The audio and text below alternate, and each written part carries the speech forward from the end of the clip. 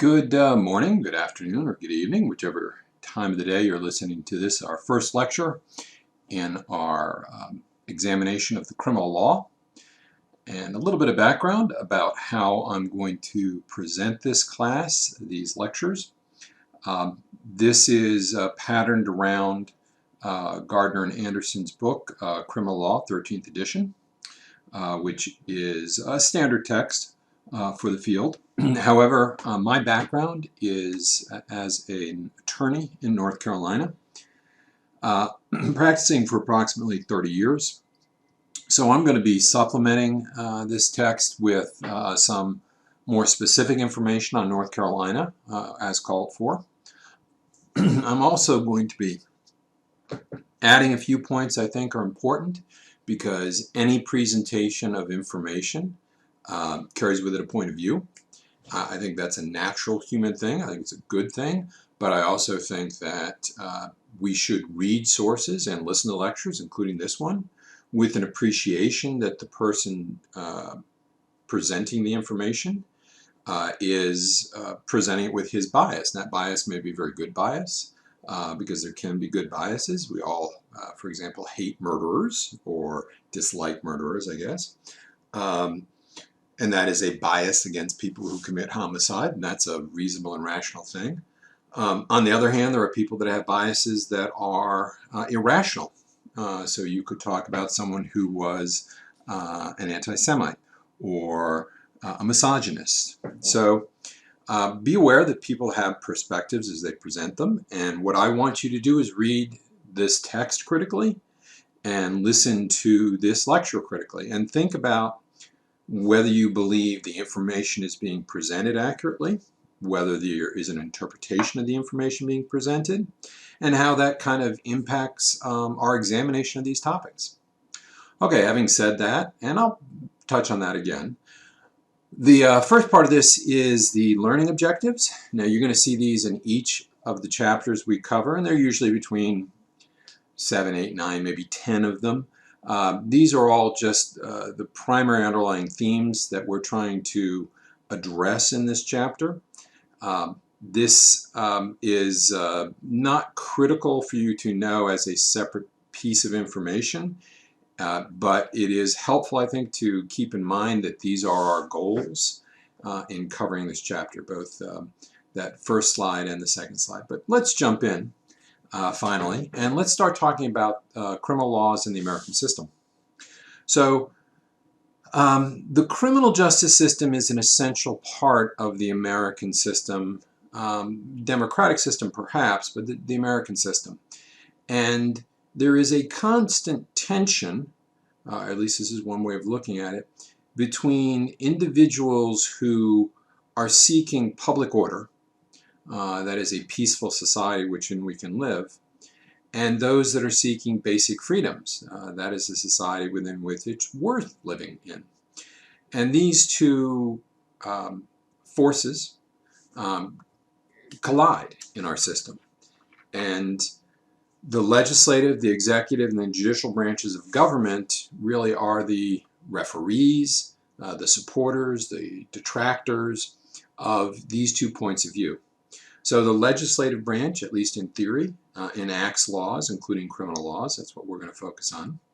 The executive branch, which traditionally, if we were going to put that in a practical sense, would be the governors and the presidents, including law enforcement agencies, enforce these laws. And then the judicial branch determines guilt or innocence of those who are charged with violating these laws.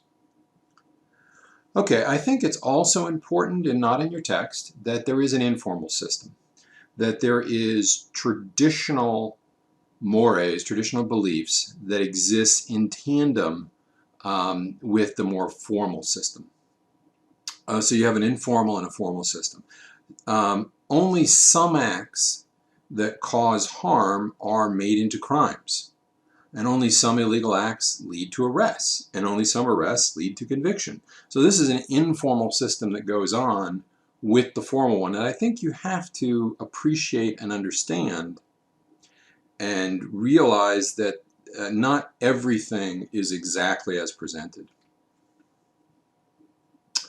All right, the legislative system. Laws are enacted or not enacted, because not acting also is an impact, by the legislative branch. Now at the lowest level, at the state level, I guess, you have the North Carolina General Legislature. That would be the North Carolina State Senate and the North Carolina State House. And below that you do have cities and counties which have some authority to enact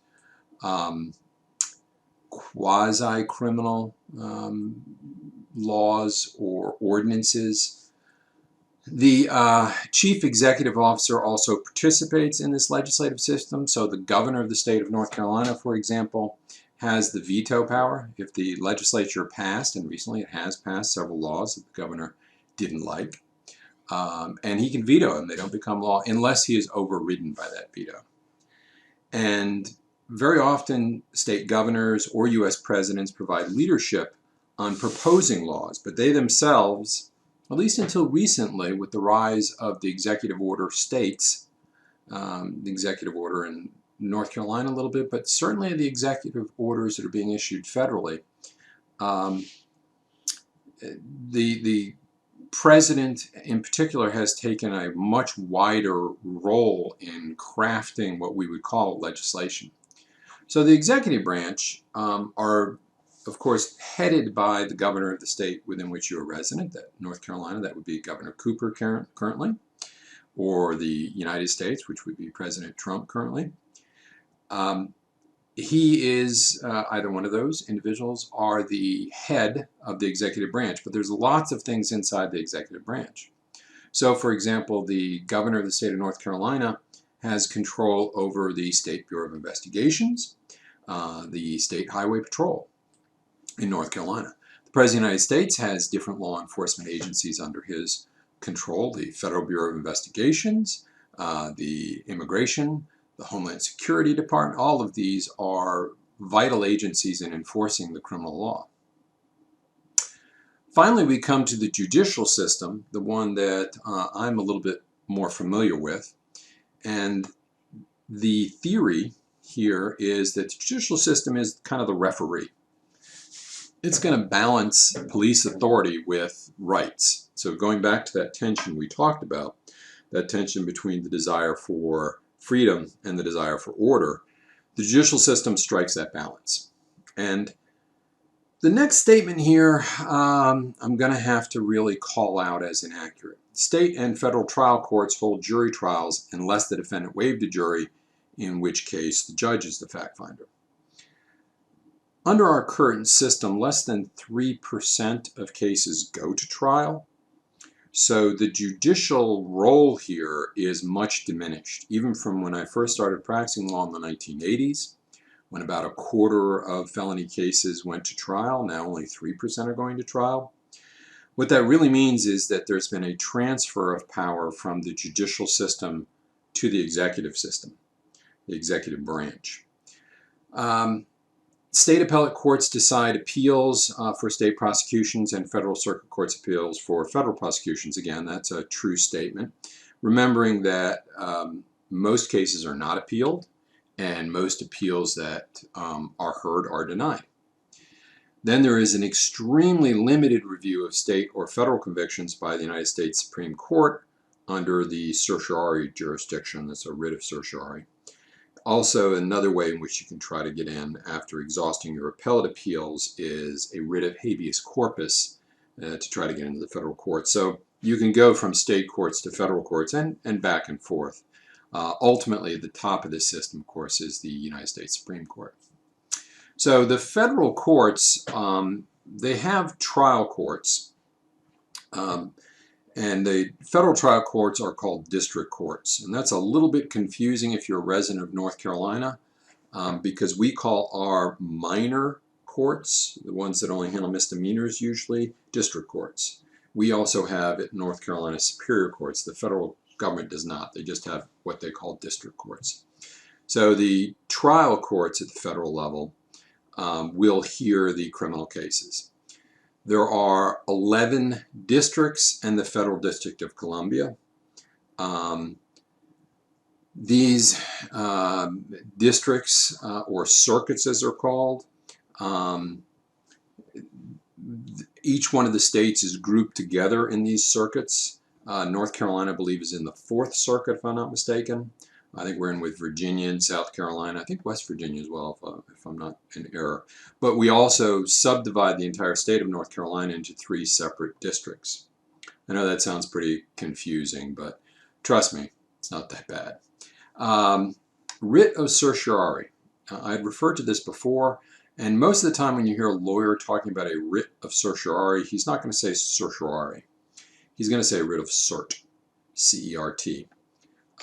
This is a written request of a court to hear a case. So if I am appealing a decision, I go to a higher court. So let's suppose I lost in federal district court and I wanted to appeal my case. I would file a writ of certiorari, in theory, with the 4th Circuit Court of Appeals, and I would ask them to approve or issue a writ of cert.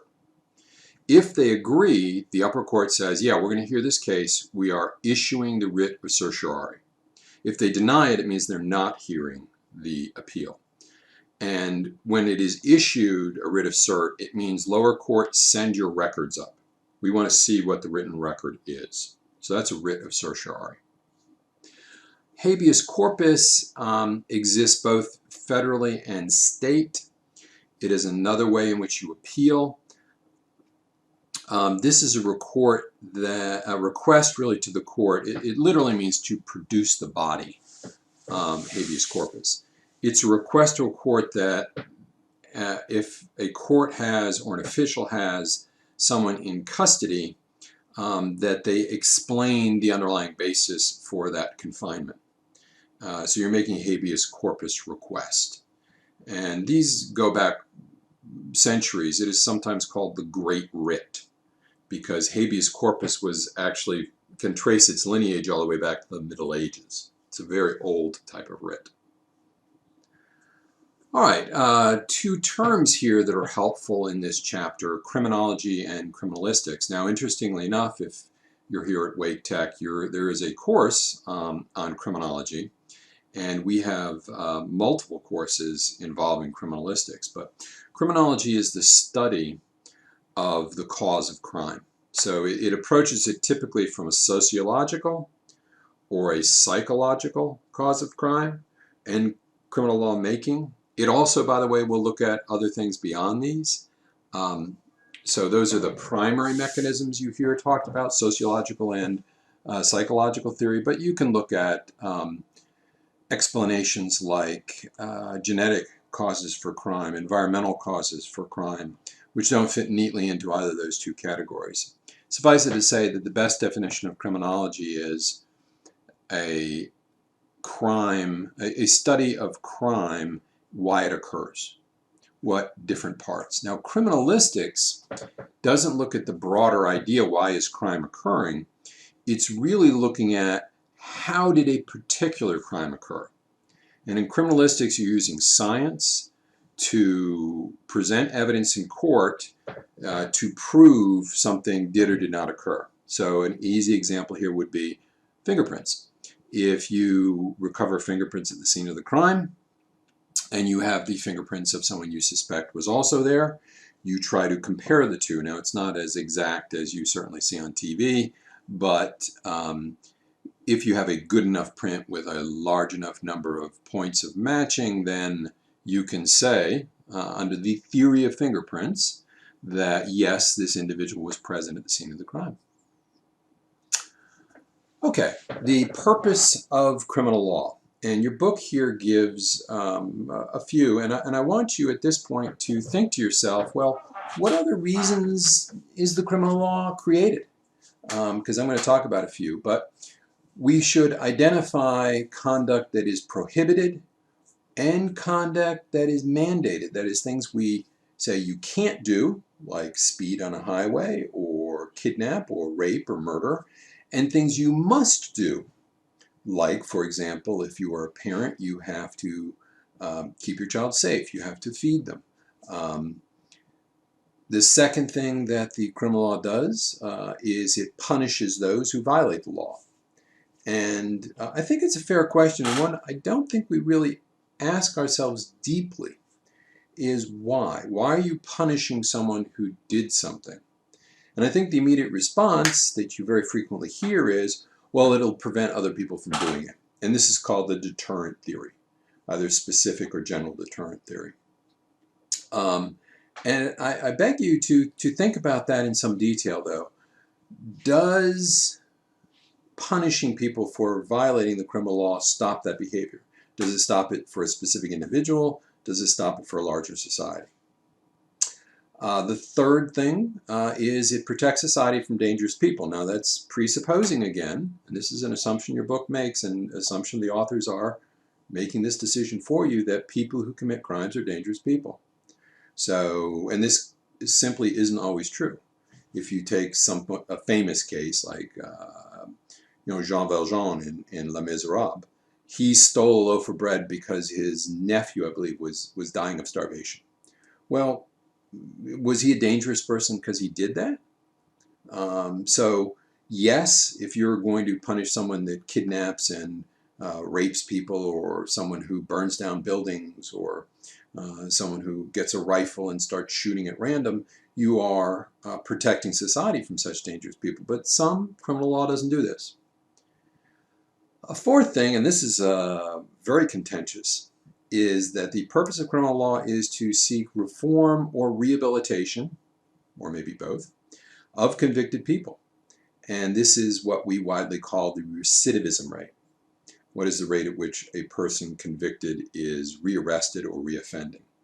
And you should note a difference here between the civil and the criminal law. The criminal law has some interest in rehabilitation reform, and the civil law certainly does not.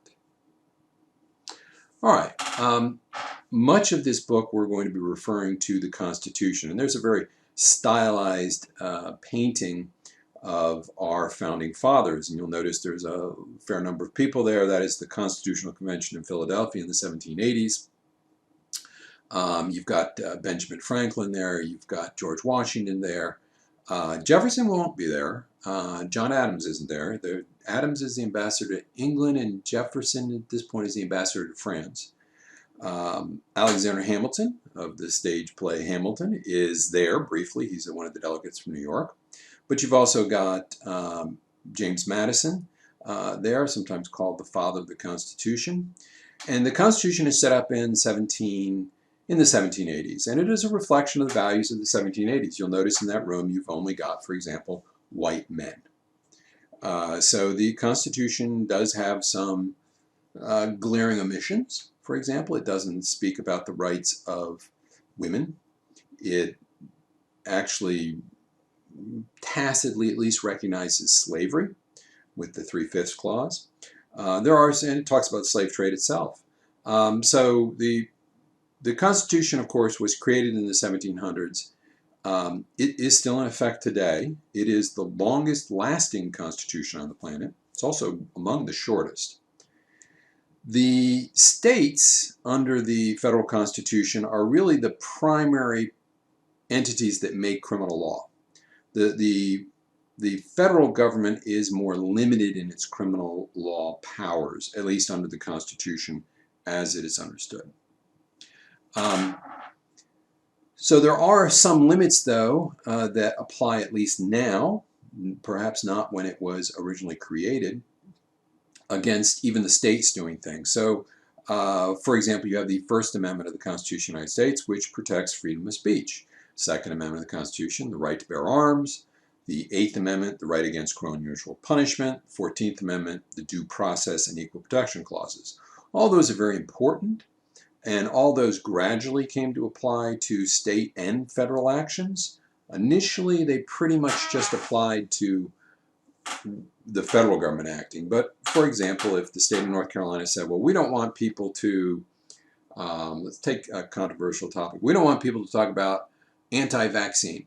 So we're going to make it illegal to publish on Facebook or print anything in a newspaper or hand out anything that says vaccines are ineffective.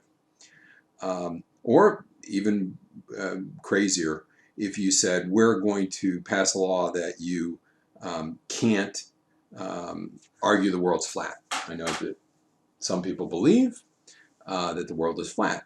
Well, you could pass that law, but that law would be unconstitutional, because the First Amendment of the Constitution says, in regards to government action, I want to emphasize that, your speech is protected.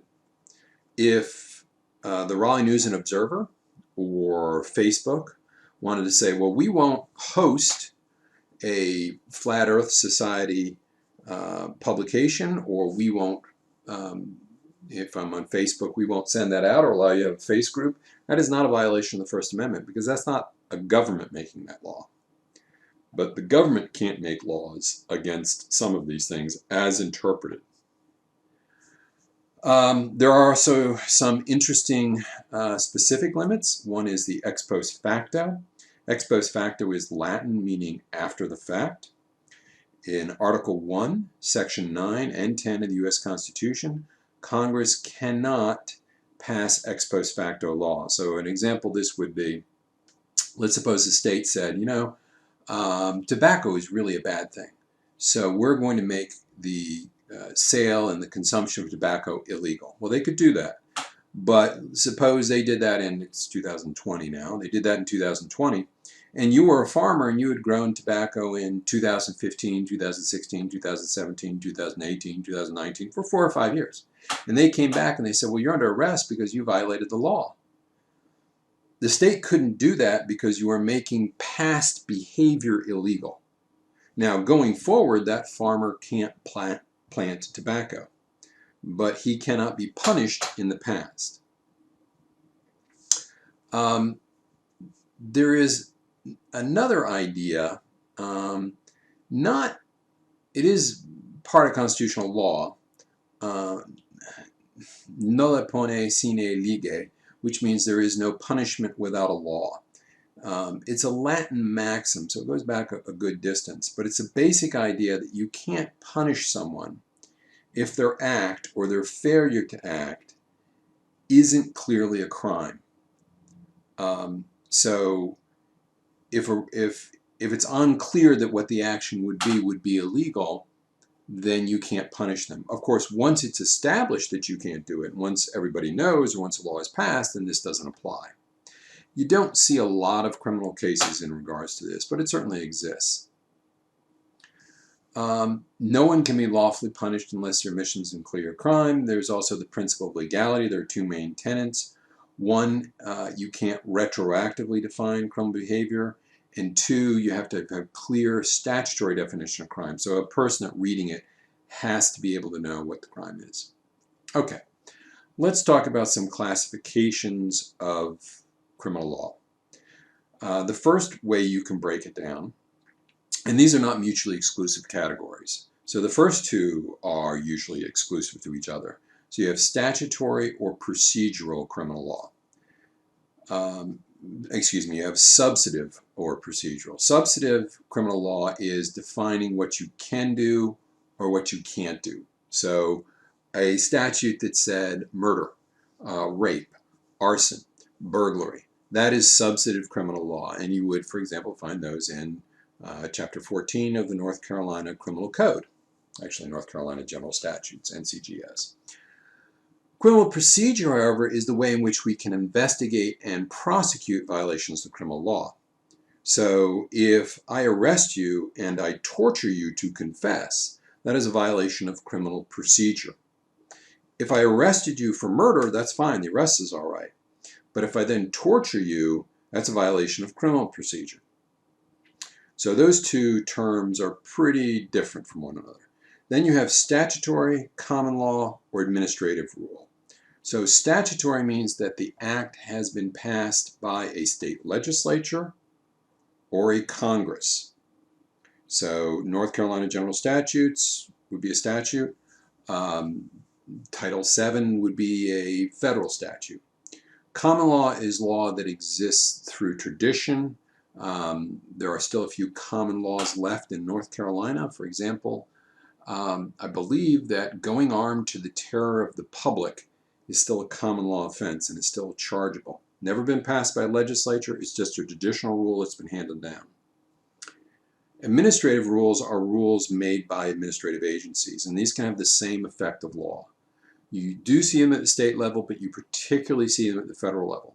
So if Homeland Security in their immigration administration, either ICE or one of the associate sub-agencies, made an administrative rule about detaining immigrants who come into the country, how you're going to detain them, that can have the effect of law. The next two terms are separate as well, felony and misdemeanor. Now, traditionally, a felony was the more serious crime. It was usually charged and you would be punished by 1 year or more in a prison. That's usually run by the state. A misdemeanor is a more minor crime. You were usually punished by less than 1 year, and you served it in a jail, which is typically run by the counties. Okay. Government may regulate conduct by making the conduct either a criminal or a civil offense. So we have this little breakout chart. So you have the conduct to be regulated.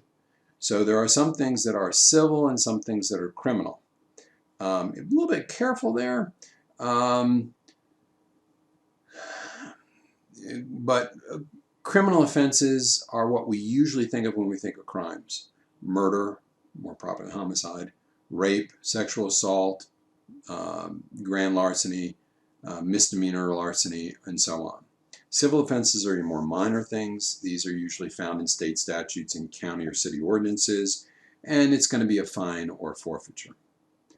Now, criminal offenses are, again, divided into either felonies or misdemeanors, and that's true in North Carolina.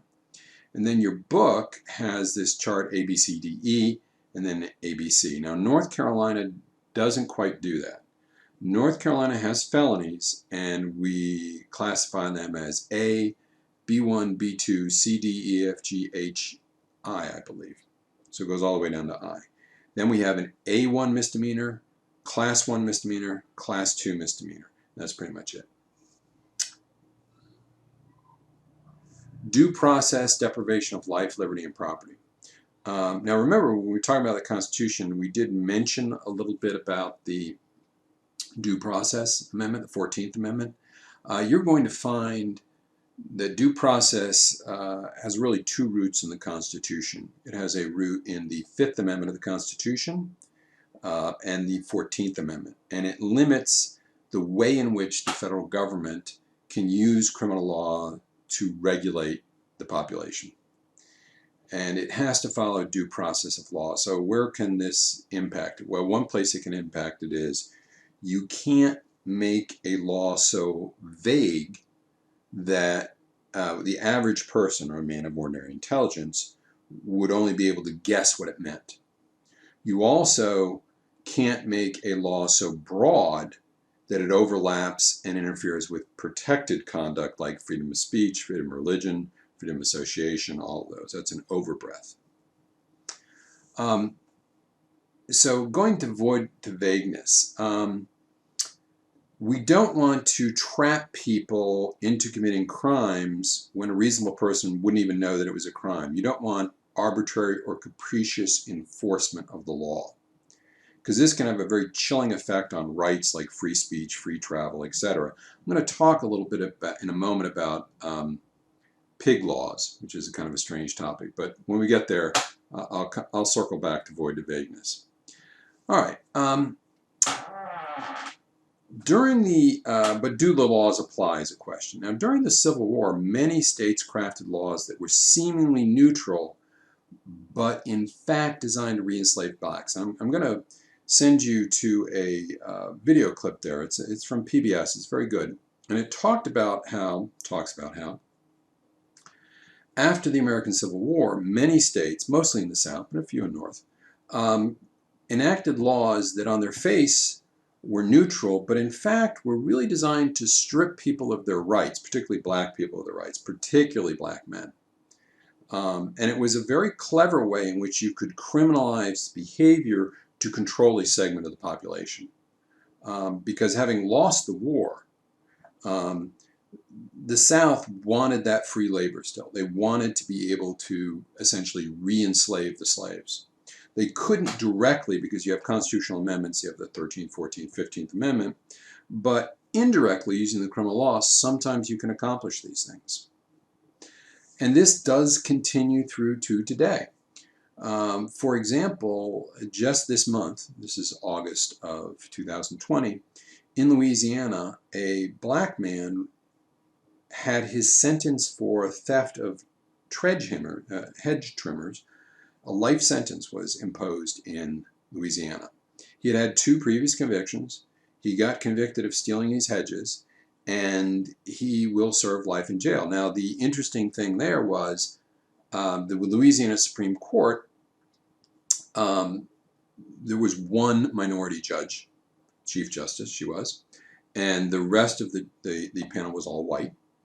And every white judge said, no, that's perfectly okay. You can have a life imprisonment for stealing hedges.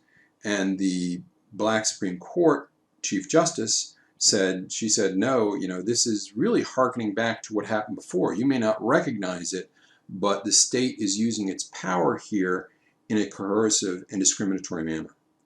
So the enforcement of harsher penalties for laws broken by minorities can create a 2-tier power system to disenfranchise one of those groups. And this still goes on clearly today as well. All right, a criminal statute may not be written to include specific protected conduct and can't be unnecessarily broad. That's the Overbreadth Doctrine. All right, the Equal Protection Clause. Criminal laws must have an equal effect on and application to all persons subject to the law. And again, this is one of those areas that traditionally there has been severe litigation about.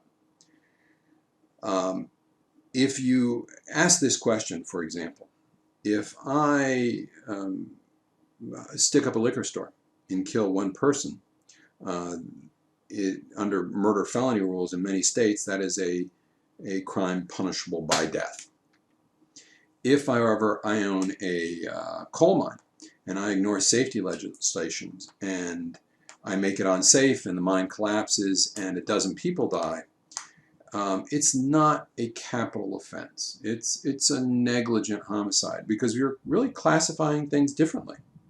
So you have to, every time in society you have to ask the question, well, is this classification acceptable? Why are you doing this? So going back to this Louisiana case I just talked about, why is stealing a pair of hedge trimmers something will put someone in jail for forever? Whereas if you absconded with money from the government, the penalties would be relatively minor in comparison. So classifications that are expressly based on race are inherently suspect and subject to strict scrutiny, which means they'll usually be overturned. But sometimes you can craft and create things that are seemingly neutral, but their implications are quite dire. All right, where does the law, the criminal law, come from? Well, I had mentioned a little bit before about the common law, and if you take the Introduction to Criminal Justice that I teach or some of the other classes, we'll talk a little bit more about the common law. But what happened in England during the late Middle Ages was that there wasn't a very literate population. Most people couldn't read and write. Most people couldn't afford books. So most law that developed in these local courts and was oral. And it wasn't passed at that time by Parliament. It was kind of this unwritten law that developed in the courtroom that became the law. Now the general rule is it is not permitted in federal court. I'm not even going to talk about exceptions to that. You can just say that there's no common law federally. There's still, but very rare instances of it in North Carolina. If you looked at North Carolina criminal law, if I looked at North Carolina criminal statutes, there's a couple hundred felonies in North Carolina that have been reduced to statute. There's perhaps 5 or 6 that I'm aware of common laws left, and they're pretty rare. Statutory law means that the legislature has drafted a law. So I just was reading how the Tennessee legislature just looked at illegal camping on public parks, and it had traditionally been a misdemeanor. And the Tennessee legislature just last week made it a felony. And they required that anyone arrested and convicted of it has to serve time. And you might say, well, that's kind of weird. Why'd they do that? Well, here's the interesting thing where it might actually kind of drift over, and you might have a question about whether this is a constitutional violation. They did it because some protesters were camping out across from monuments and the legislature, and they were on public land and they were camping. So they were doing that kind of as part of free speech.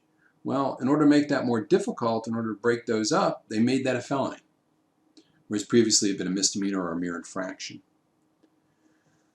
Administrative law, there are administrative agencies, and today in the 2020s, most law is not made by the general legislature in North Carolina or the U.S. Congress. It's made by these administrative agencies.